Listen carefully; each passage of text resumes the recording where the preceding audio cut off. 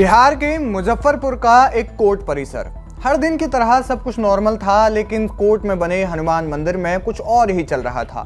जिस अदालत में अक्सर मुकदमे लड़े जाते हैं, उसी अदालत में जनेऊ संस्कार हो रहा था, वो भी criminal lawyer doctor S K. Jha का। हैरानी की बात यह है कि कोर्ट परिसर में यज्ञोपवीत संस्कार क्यों हो रहा था, जबकि ये कार्यक्रम तो अक्सर मंदिर या फिर घर में ही होता है। इसके पीछे कारण है 12 सालों की एक प्रतिज्ञा। वकील डॉक्टर एस.के. झा ने 12 साल पहले एक प्रतिज्ञा ली थी कि जब तक वो मुर्दा बताए गए पुलिस अधिकारी को जिंदा साबित नहीं कर देंगे, तब तक वो जनेऊ नहीं पहनेंगे। कौन से पुलिस अधिकारी और क्यों मुर्दा बताया गया था, अब क्या है ये पूरा मामला, जानते हैं थोड़ा विस्तार से।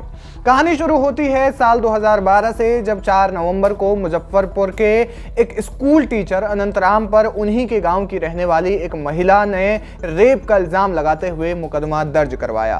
पीड़िता भी उन्हीं के गांव की थी। मामला जब दर्ज हुआ तो जाहिर है कि जब मामला संगीन था और वो भी गांव के इलाके का, तो अनंतराम गिरफ्तार भी हुए। गिरफ्तार किया दरोगा रामचंद्र सिंह ने। अनंतराम से जब पूछताछ हुई तो उन्होंने बताया कि मामला रेप से जुड़ा हुआ नहीं, बल्कि करीब 1.25 लाख रुपए को लेकर है, जो आरोप लगाने वाली महिला के पति ने उनसे लिए थे।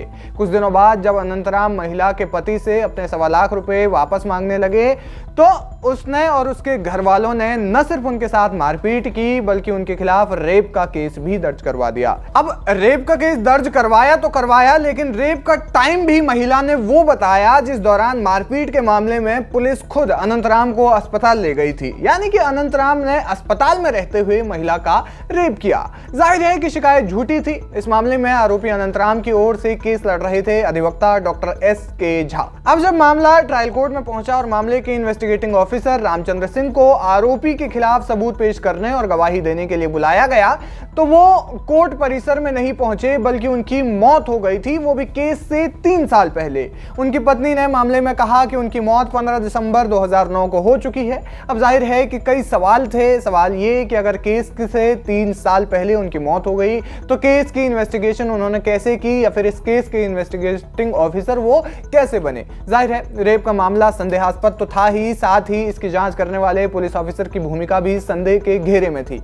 ऐसे में वकील डॉक्टर एस.के. झा ने कसम खा ली थी कि वे रामचंद्र सिंह को जीवित साबित जब तक नहीं कर देंगे, तब तक वे जनेऊ धारण नहीं करेंगे। इसी के साथ उन्होंने अपना जनेऊ भी उतार दिया था। लेकिन इसके बाद घटना ने अलग ही मोड़ लिया और इतना संदेहास्पद मामला होने के बावजूद कोर्ट ने अनंतराम को रेप का दोषी करार दिया और 7 साल की जेल भी हो गई। उन्हें 6 साल 9 महीने तक जेल में भी रहना पड़ा। जाहिर है कि अगर दरोगा रामचंद्र सिंह उन्हीं दिनों अदालत में पेश होकर अपनी बात रखते या फिर उनका क्रॉस एग्जामिनेशन होता, तो शायद सच्चाई उसी वक्त सामने आ गई होती। दरोगा रामचंद्र सिंह की सच्चाई सामने आने के सिलसिले में अनंतराम के वकील डॉक्टर एस.के. झा ने न सिर्फ हाई कोर्ट में अपील दायर की, बल्कि खुद ही अपने तौर पर खुद को मुर्दा बताकर केस छोड़ने वाले आरोपी को भी ढूंढ निकाला, यानी रामचंद्र सिंह को ढूंढ निकाला। हाईकोर्ट ने इस पूरे मामले पर गौर किया और अनंतराम को झूठे रेप के इल्जाम से आजाद करते हुए 23 जुलाई 2018 को बाइज्जत बरी कर दिया।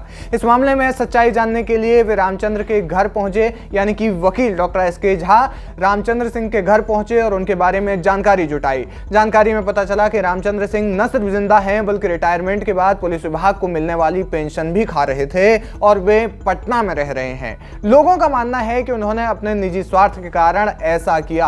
और अब इसके बाद जब वकील डॉक्टर एस.के. झा ने रामचंद्र सिंह को जीवित घोषित कर दिया, तब उन्होंने अपनी प्रतिज्ञा पूरी करते हुए उसी कोर्ट परिसर में हनुमान मंदिर के सामने पूरे विधि विधान के साथ अपना यज्ञोपवीत संस्कार किया। क्या कुछ कहना चाहते हैं आप इस खबर पर, हमें कमेंट सेक्शन में जाकर जरूर बताएं। वीके न्यूज, राष्ट्र के नाम।